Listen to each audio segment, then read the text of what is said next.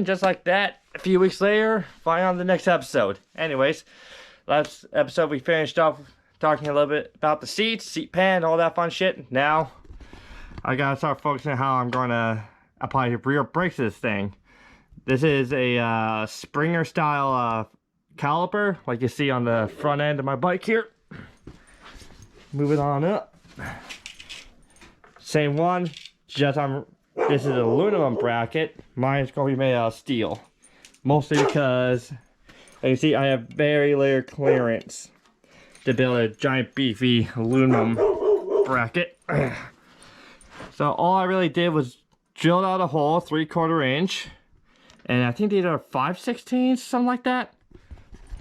Bolts that I just secure down. They have clearance from the brake rotor. And there we go. Yeah. So those have clearance. I'm still going to kind of bevel them down a little bit more just to be extra safe. But all this really is, I just grooved out an insert just so these can have maximum surface contact with the bracket here. General outline. And the design I'm going for, I'm going to drill out holes on the outside and a giant diamond in the middle here. And I know having your caliper upside down is going to be damn near a nightmare to bleed. But I think being able to route a brake line straight across while having to route it up here, make a bunch of extra... Without making a bunch of extra brackets, kind of filling up all of this, I want to keep this nice and open. I was gonna make a stay here, figure out where I want to put my stay on this side, just so that way I can have adjustability, just like similar to that on my Springer. So that way, as this moves back, I can still adjust it, so this stays, instead of being tucked up like that, or swinging out too far, it stays nice and straight up and down. So that's going to be the project here, which means I gotta take the axle out, the bracket out, and then start chopping. Get you guys set up for that. Be right back.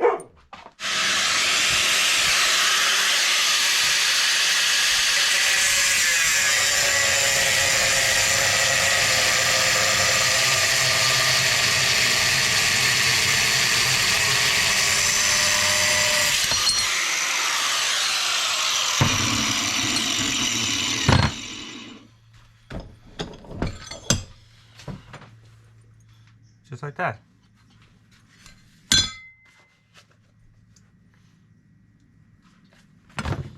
Alright, so I was just taking out just on a few of the bigger chunks here at the moment because I still want to figure out what location I want to put the bolt on my brake stay. So what I'm probably thinking of, I'm going to leave it chubby on these corners here, and then I'm going to get my then I'm going to start working on my brake stay system, which is similar to the Springer. I got two long bolts here, two long nuts here. So that way, I can weld on another secondary nut here, and I can put a bolt through that. So as I twist them together, it shortens the length. And then same thing, I just unbolt it, twist it out, put it back in, secure it. So this is what I'm going to be using. So I'm going to put this all back together, back on the chopper, figure out the length I'm going to need. Since I have just cut off this big chunk, I can repurpose that to make the bracket to the frame. So let's get all this back together, and I'll see you back on the bike.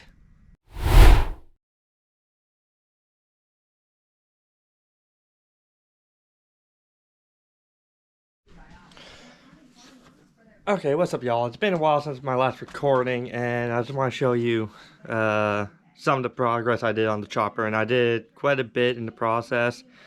Again, I probably want to remind you that I went back to my 88 twin cam because the mounts are already established for this style of engine. So I was gonna finish up my top mount and a few tabs, and I can send a frame out to get plated here soon. And obviously I was working a lot on both the front seat and the pillion seat. I was gonna do some trimming around here. I can send it out to my grandfather to get upholstered properly. And I will record that when the time comes, but like I said, just a few little touches. And obviously my brakes, it all fits up into place. I just gave this thing a quick spray with some black spray paint just to prevent from corrosion. You can still see I still got some scratches I gotta grind out or fill in some weld and planish over. But it all fits, none of the bolts grind against my rotor here. It's all nice and in line. And this worked like a charm, buds. Like I said, I still gotta finish up some welds here. And it is adjustable, so I can actually, when I need to either stretch it out or bring it in, it's just unbolt this, adjust from there, slide it back in, and I think this is the threaded piece with a lock nut on the back. Also, you can see right here, I made a clamp for my exhaust, which I'll show you once I finish weld that up. Like I said, that exhaust was going to take almost like a 5-part job, so I was kind of rushed into it, and on my next chopper build, I'll be a lot more detailed on that. Also, I got my housing for my throttle. It is a single cabled throttle. I'll link everything I got in the description down below.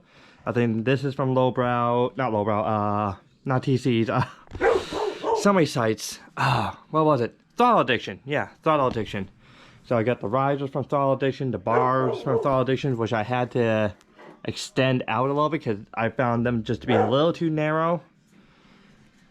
And obviously the front brakes are in place, so I just gotta measure once I get my brake lever, measure the distance, get myself some steel braided brake lines for that, and that component will be done. Same with the throttle cable.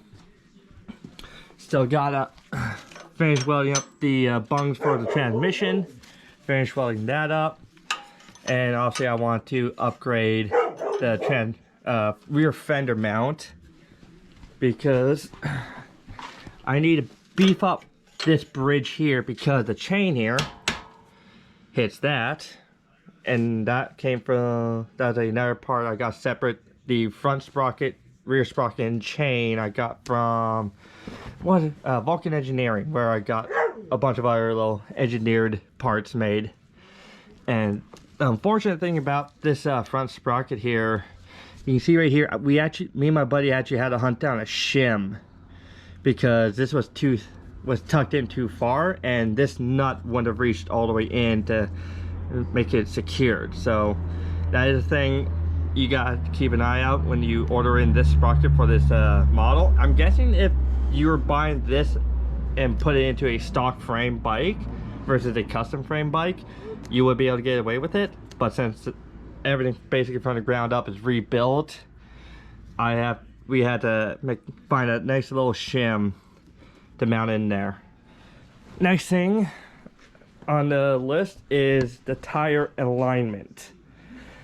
You can see right here, it's grinding against the frame.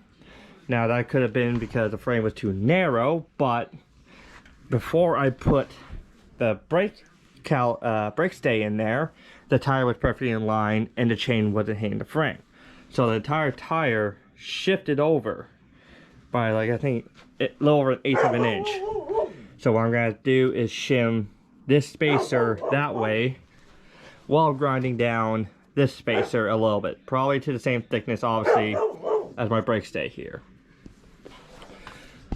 So I think what I'm going to do is set you guys up and I'll get my exhaust finished up, because like I said, I only have a few more welds to do before I send it out to get properly planished over and smoothed out, get ready to send that out for a shipment. And I can show you what the design is I went for. Alright, be right back. So we can see here, this is the original exhaust I had before I converted it to a 2-into-1. So this pipe is going to head to my rear cylinder, and I have the other piece, I think over there, or yeah, somewhere around here. You can never keep track of these. The rear cylinder is going to slide into this piece, which still needs to be filled and ground, filling around. because it's my first exhaust. I don't know how to make everything perfect yet, but it'll hold. So it goes 2 into 1, and it's going to be upswept back into 2 with my fishtails sticking out the back end, and it'll ride just below the pillion seat. And it'll probably end right about here. So that's just going pretty cool. And once I finish welding it all up, I'll put it back on the bike and show you what it looks like. Okay. Yeah, get some of the lighting on back of the head. Right there we go.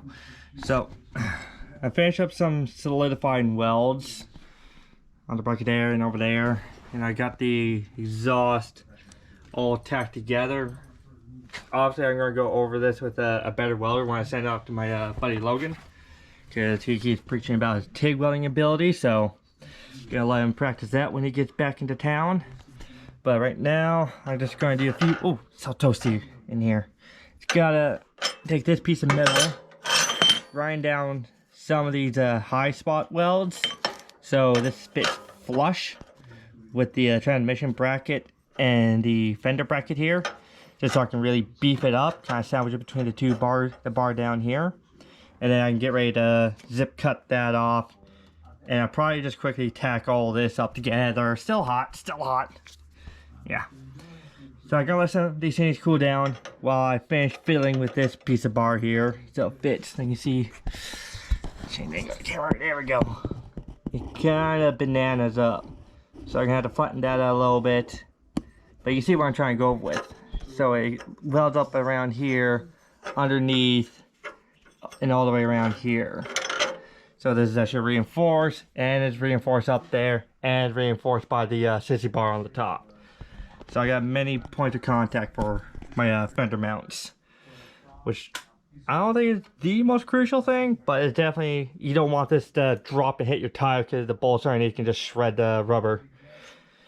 So yeah, I'll get back to you once I get everything cooled down and fit it up.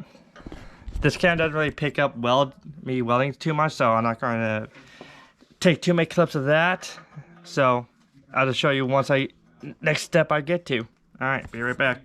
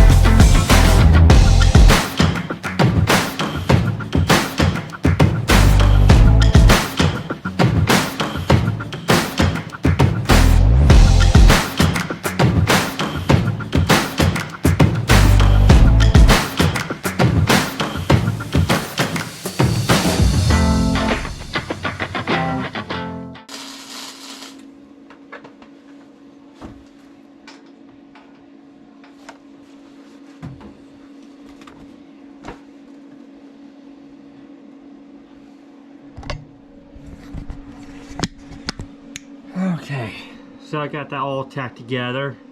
Drilled a few holes to connect the bottom bridge together to the main the new bridge up here. Tacked on each side here. That'll hold for now. Fender isn't distorted at all, which is good. I'm probably gonna run one more tack right across here and one underneath there to solidify this some more. Basically, if I had a TIG welder and all those fun tools here, I would have been doing that right away. But since I gotta get this thing ready to be transported, just a few loose tacks won't really be safe enough to toss in the truck and send it down to my buddy's shop. So I really have to cake on multiple beads, like you see right here, just really strong beads the best I can, just so it just gets bumped or shifted or weight put on it inappropriately, it won't distort too bad, or it won't just shear right off. It makes work generally easier. And not saying that we can't just grind through some of those old welds and just refill them with TIG and make it look pretty again. That's always possible. That's what grinders are for.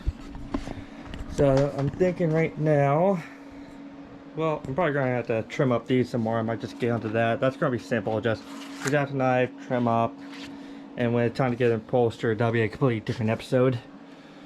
But yeah, I'm thinking so far, all that's left is get the primaries on temporarily, the outer and inner, bolt those on, and get this whole bike onto the ground so I can figure out the angle I want it to sit at rest. So it'll be sitting like this, tie off to the side, kinked off to the side. Figure out where I want to put that so I can still use my foot to kick it out. But I think I may have to get a buddy to come down and help me lift this thing. Okay, it'll be easier. We can just get one person here, one person there, yeet down, so someone can sit on it and figure out what's the best angle to let it rest at when parked. So that's how I figured that out. I'll get back to you guys. Hope you guys have been enjoying the video so far. I've been a couple episodes. I think after episode 9 or 10, I'll be editing my own videos for a little while. Hopefully, or not hopefully, well, let's see if you guys like that differently. And not to mention, I still gotta finish up the gas tank. I got sheet metal in the truck and my EFI plate in, but that's for, again, a later episode when I finish up all the welds here, grind them all smooth, and we can get on to paint here soon. Alright.